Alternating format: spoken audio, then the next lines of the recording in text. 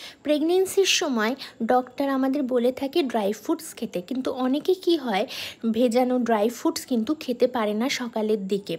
তো এরকম আমার অনেক চেনা জানা আছে যারা ভেজানো ড্রাই ফ্রুটস খেতে পারে না, অথচ আমার সঙ্গেও কিন্তু সেম জিনিসটা, আমিও ভেজানো ড্রাই ফ্রুটস একদমই খেতে পারি না।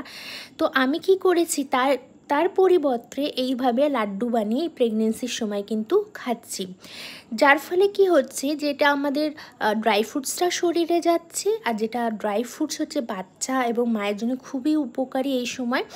আর আমাদের সন্ধ্যার দিকে বলো বা মধ্যরাতে বা এমনি সময় আমাদের কিন্তু খুবই খিদে পেয়ে যায়, তো এই অল্প খিদের সময় যদি এই ধরনের একটা প্রোটিন লাড্ডু এবং এরকম খই যদি আমরা বানিয়ে রাখি ঘরের মধ্যে, তাহলে খুবই সুবিধা হয়।